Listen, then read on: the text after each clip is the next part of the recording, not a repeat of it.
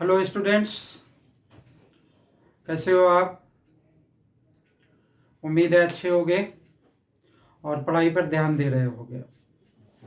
हम आपको कराएंगे ये एक्सरसाइज 12.2 के कुछ क्वेश्चंस, यानी क्वेश्चन नंबर 8 से।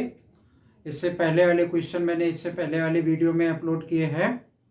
अगर आपको देखने और चैनल नहीं सब्सक्राइब कर रखा है तो चैनल को सब्सक्राइब कर लें और वीडियो देखें। और बच्चों, इस चैप्टर से रिलेटेड जितने भी फार्मूला हैं वो मैंने एक अलग से वीडियो में डाल रखे हैं।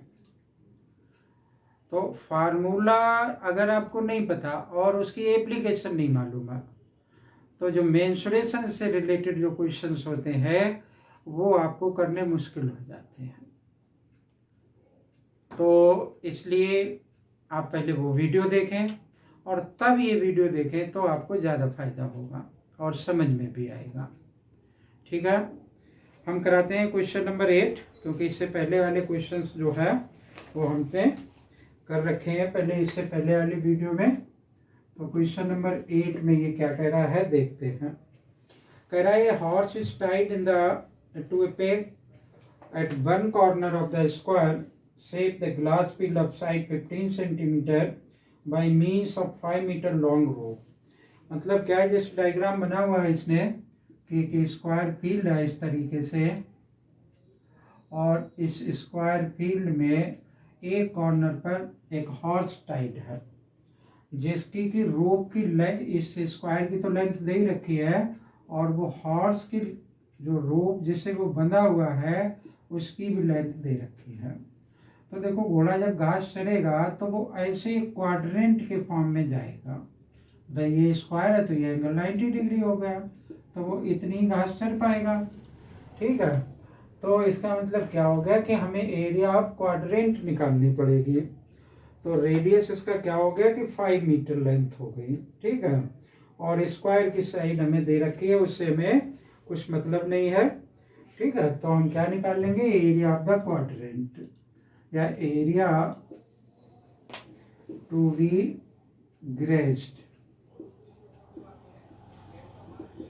तो एरिया ऑफ क्वाड्रेंट के बराबर होगा। ये क्या होता है वैसे, सेक्टर का एरिया θ/360 पाई आर स्क्वायर। तो यहाँ ये क्वाड्रेंट बन गया जिसमें आर बराबर मुझे कितना दे रखा है, 5 मीटर दे रखी है। इसमें वैल्यू डाल दोगे। ये कह रहा है कि पाई की वैल्यू 3.14 यूज करो तो 3.14 यूज कर लेंगे। ठीक है, और 5 × 5 इस तरीके से सिंप्लीफाई हो जाएगा, इसलिए एरिया वो ग्रेज कर लेगा। फिर कह रहा है increasing the grazing area if the rope were 10 metre long instead of 5 metre. मतलब ये 5 मीटर था, अब कह रहा है कि 10 मीटर लंबी रोप कर दो। तो 10 मीटर लंबी रोप की तो अब ये मेरे से ये वाली एरिया नहीं पूछ रहा, अब मेरे से कौन सी एरिया पूछ रहा है, ये वाली एरिया पूछ रहा है। तो अब इसका रेडियस, चलो इसका रेडियस स्मॉल आर मान लिया और इसका रेडियस कैपिटल आर मान लिया, ये 10 मीटर हो गया। तो उस केस में ये एरिया कैसे निकल पाएगी, यहाँ लिख दिया मैंने इंक्रीज्ड एरिया, इंक्रीज्ड एरिया। तो बड़े वाले क्वाड्रेंट में से छोटे वाले क्वाड्रेंट का एरिया क्या कर दूंगा, माइनस कर दूंगा। तो 1/4 पाई कॉमन आ जाएगा, r square minus r square. इस फार्मूले में आप वैल्यू पुट कर दोगे, आपको क्या मिलेगा, आंसर मिलेगा। ठीक है ना। तो कैपिटल आर की वैल्यू 10 का स्क्वायर, स्मॉल आर की वैल्यू 5 का स्क्वायर। तो a + b a - b भी लगा सकते हो। तो मल्टीप्लाई कम करना पड़ेगा, 10 + 5 15 हो गया और 10 - 5 5 हो गया। तो इसको आप सिंप्लीफाई कर देंगे, क्या होगा, एरिया आ जाएगी वो जो कि पहले के कंपैरिजन में अब हॉर्स ज़्यादा ग्रेज कर पाएगा। तो ये तो था बच्चों क्वेश्चन नंबर 8। उम्मीद है समझ में आई होगी, आया होगा ये question. Pause the video and copy it, then come to the next question.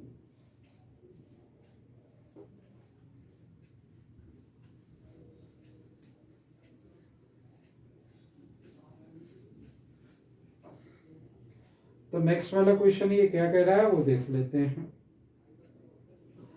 कह रहा है a brooch is made of a silver wire in the form of a slant circle with diameter 35 mm, यानी D दे रखा है इसने 35 mm, तो radius क्या होगा मेरा 35/2 mm।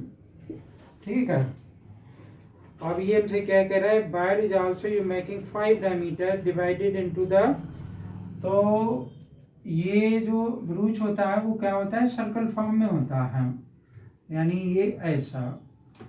तो ये थोड़ा सा बड़ा बना लेते हैं, तो ये बनाया हमने सर्कल, और कह रहा है कि ये ब्रूच बनाने में 5 तो डायमीटर यूज हुए, तो 5, एक डायमीटर ये हो गया, एक डायमीटर, दूसरा ये मान लिया, तीसरा डायमीटर ये मान लिया, और फोर्थ डायमीटर ये मान लिया, और फिफ्थ डायमीटर ये आ गया। लेकिन ये सारे बच्चों इक्वल हैं, ये इक्वल दे रखे हैं।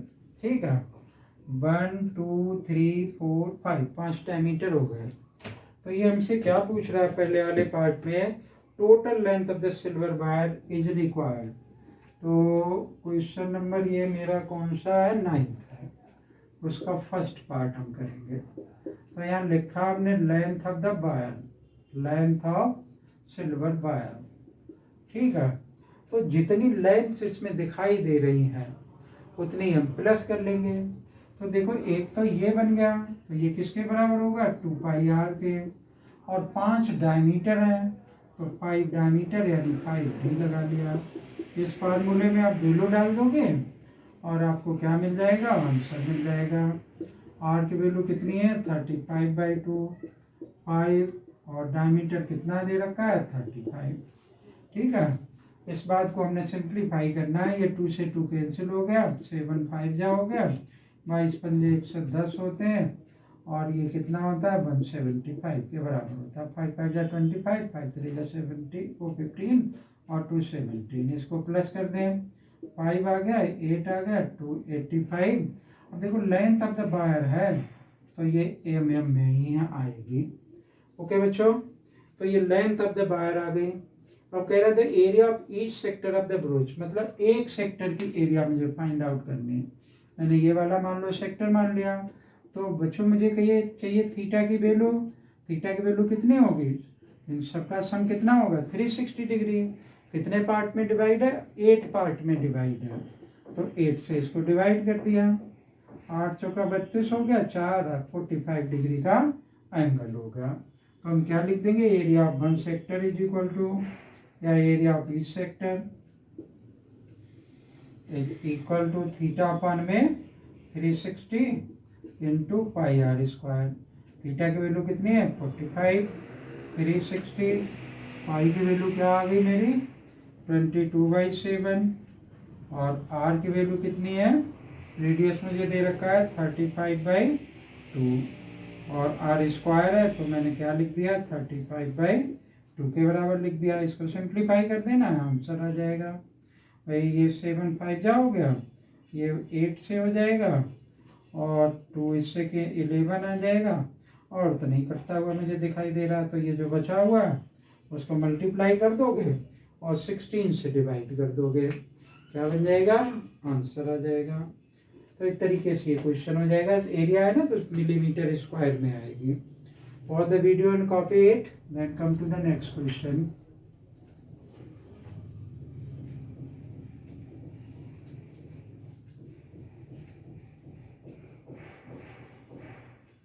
तो देखो नेक्स्ट वाला क्वेश्चन क्या कह रहा है, ये क्वेश्चन नंबर 10। लिखा हुआ है, umbrella is 8 ribs which are equally spaced, assuming umbrella is to be flat circle of flat circle, जैसे इस डायग्राम में भी बनाया है कि फ्लैट सर्किल है, तो इस तरीके से है, और इसमें 8 सेक्टर्स हैं, 8 पार्ट में ऐसे डिवाइड है। ये रिब्स है ना, इसको ये रिब्स हैं। ठीक है, तो पूरा थीटा की वैल्यू चाहिए मुझे, तो थीटा ये लिख लिया। तो ये टोटल का एंगल अभी बताया था 360। ठीक है, तो थीटा इज इक्वल टू कितना हो जाएगा, 360 डिवाइडेड बाई 8 रिब्स हैं इसमें, तो 8 से मैंने इसको डिवाइड कर दूंगा। तो अच्छा बच्चों, इससे पहले वाले क्वेश्चन में 10 रिब्स थी, और वहाँ पर भी मैं 8 लेके आऊँ। ठीक है, तो वहाँ 36 डिग्री का एंगल रहेगा। कोई बात नहीं, कभी कभी पढ़ने में मिस्टेक हो जाती है। तो 8 रिप्स हैं, तो थीटा की वैल्यू यहाँ पर कितनी आ जाएगी, 8, ये 45 डिग्री हो गया, तो थीटा इज इक्वल टू हुआ हमारा 45 डिग्री। अभी हमसे क्या पूछ रहा है क्वेश्चन में, assuming umbrella to be flat circle radius 45, find the area between the two consecutive ribs. Radius बराबर 45 दे रखा है, 45 सेंटीमीटर, तो एक सेक्टर का एरिया निकालना है।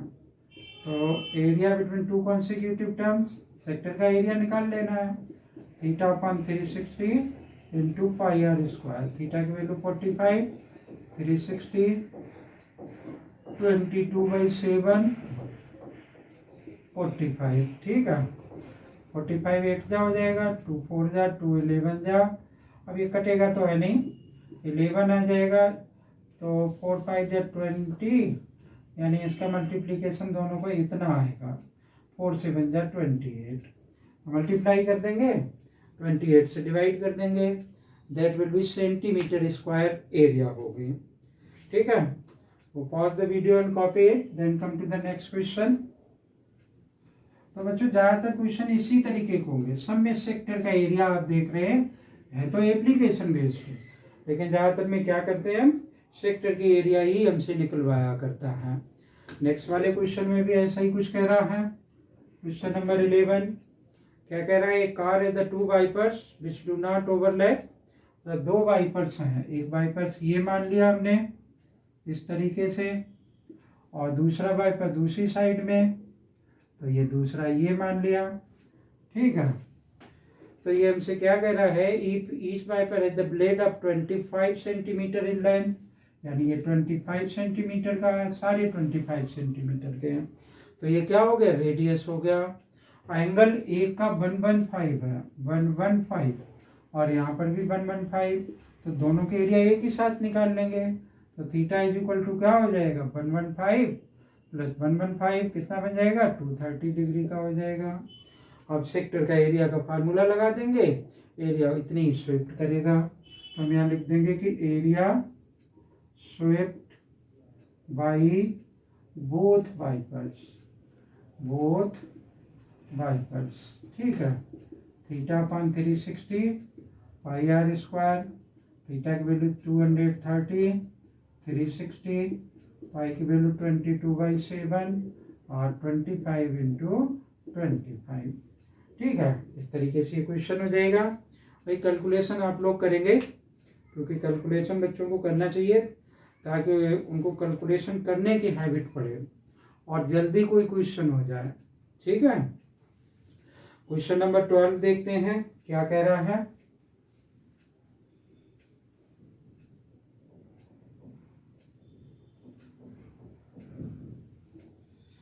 क्वेश्चन नंबर 12 कह रहा है, to warn ships of a underwater rock a lighthouse spread a red colour light over a sector of angle 80 degree. मतलब मान लो कि यहाँ पर ये दो रॉक है इस तरीके से, और यहाँ पर वो लाइट लगी हुई है, तो जब लाइट इसे फोकस जाएगी तो एक सेक्टर के फॉर्म में जाएगी, तो हमने क्या मान लिया कि वो सेक्टर कुछ इस तरीके का आया, इस तरीके का, ठीक है। और चूँकि लाइट की बात है इसलिए इसने रेडियस बहुत बड़ा दे रखा, किलोमीटर में दे रखा, लेकिन लाइट के हिसाब से ये बहुत छोटा ही है, तो रेडियस बराबर इसने क्या दे रखा, 16.5, और पाई की वैल्यू कह रहा है कि 3.14 यूज करना है, और एंगल दे रखा है ये 80 डिग्री का, ठीक है ना। तो सेक्टर के एरिया वाला फार्मूला लगा देंगे और क्या हो जाएगा, ये क्वेश्चन हो जाएगा, ठीक है। तो क्वेश्चन नंबर 13 करेंगे बच्चों। देखो 13 क्वेश्चन में ये क्या कह रहा है हमसे, कह रहा है राउंड टेबल कवर है the 6 equal designs as shown in the figure. तो बच्चों एक फिगर बना हुआ है, तो एक सर्कल बना हुआ है, उसमें 6 डिजाइन है। सर्कल थोड़ा कम अच्छा बना तो दोबारा बना देते हैं।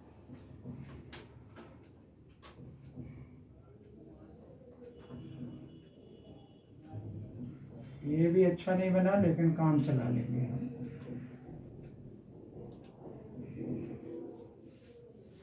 ठीक है। 6 मार्क लगा देते हैं इसमें। ये 1 हो गया, 2 हो गए, 3 हो गए, 4 हो गए, 5 हो गए, 1 2 3 4 5 और 6, इनको ज्वाइन कर लिया। ऐसे ही बनाया करते हैं इसको, ठीक है। ये नहीं कि लाइन खींचने लगे तो और ख़राब बनेगा ये, ठीक। ये सर्कल हो गया, ये इसका सेंटर हो गया। अब क्वेश्चन पढ़ लेते हैं कि क्या कह रहा है। इसने कहा कि √3 की वैल्यू हमें यूज करनी है 1.7 और रेडियस इसका दे रखा है 28। तो यहाँ से इसको ज्वाइन कर लेते हैं। कितना दे रखा है ये 28, तो ये भी 28 हो गया, ठीक है। अब देखो आप इसमें समझने वाली बात है कि ये 28 है ना, और 6 इक्वल रिब्स हैं, ये 6 इक्वल है, तो मतलब ये अंदर वाला एक रेगुलर हेक्सागन है, ठीक है। और हमारे पास एरिया मुझे इनकी फाइंड आउट करनी है। तो बच्चों या तो हमें हेक्सागन की एरिया निकालने का फार्मूला पता होना चाहिए, ठीक है। अदरवाइज क्या है कि ये 6 इक्विलेटरल ट्रायंगल्स होंगे, तो 6 इक्विलेटरल ट्रायंगल का एरिया निकालने तो हेक्सागन का एरिया आ जाएगा, और सर्कल के एरिया में से उस हेक्सागन के एरिया को सब्ट्रैक्ट कर दें, ठीक है।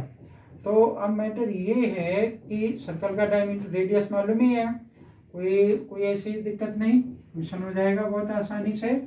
क्वेश्चन नंबर है ये हमारा 13। यहाँ लिखेंगे कि एरिया ऑफ द डिजाइन, ठीक है, क्या हो जाएगा कि area of circle minus area of hexagon. तो एरिया ऑफ सर्कल का फार्मूला क्या होगा, πr²। हेक्सागन का एक ट्रायंगल का एरिया और इक्विलेटरल ट्रायंगल का एरिया √3/4 और a²। और √3 किसने वैल्यू दे रखी है, पाई की वैल्यू क्या कह रहा है, ये कुछ भी नहीं कह रहा है। तो पाई की वैल्यू चलो हमने 22/7 और r 28 × 28 -6 1.7 डिवाइडेड बाई 4 × 28 × 28, ठीक है। तो इस तरीके से माइनस कर देंगे तो डिजाइन के एरिया आ जाएगा। लेकिन ये कह रहा है कि उसका रेट भी दे रखा है इसने 0.035 पर सेंटीमीटर स्क्वायर। तो इसको थोड़ा सा सिंप्लीफाई कर लेते हैं हम, ठीक है। या तो मैंने 28 का स्क्वायर कॉमन ले लिया है यहाँ पे, क्या बचा 22/7 बचा, -17 चौका 68 और एक के बाद ये आ जाएगा, ये इस तरीके से हो जाएगा। अब ये 22 है, ठीक है। अब 22 का स्क्वायर अगर काट लेते तो मेरे ख्याल में जल्दी हो जाता, कोई बात नहीं। 28 × 28, इसका एलसीएम कितना आ गया 28 आ गया, तो 4 से बन जाए 88 आ जाएगा, -4 सत्ते तो 7 7 8 56 की 6 कैरी 5 7 छक्का 42 और 5 47 और 0.1 के बाद 88 में से 47.6 माइनस कर देंगे। अब देखो एक 28 इससे कैंसिल हो गया, तो मैं मल्टीप्लाई करने से क्या हो गया, बच गया। तो ये आ गया और ये आ गया मेरा 47.60 हो गया, 1 आ गया और 41 आ गया। तो ये मेरा क्या आ गया 41.40 और ये वाला 28 यहाँ लिख लेते हैं। तो बच्चों इसको मल्टीप्लाई कर दोगे तो मल्टीप्लाई करने के बाद डिजाइन की एरिया आएगी, लेकिन मुझे तो रेट भी दे रखा है तो कॉस्ट आ जानी चाहिए। इसको मल्टीप्लाई करके cost is equal to 41.40 into 28 into 0.35। अब ये रुपीज़ में आएगा और ये सेंटीमीटर स्क्वायर पे आएगा। तो बच्चों मल्टीप्लाई कर लेंगे आप और वही आंसर आएगा इस क्वेश्चन का। एक क्वेश्चन रह गया, क्वेश्चन नंबर 14 MCQ के फॉर्म में है, उसको भी करते हैं और the video and copy it.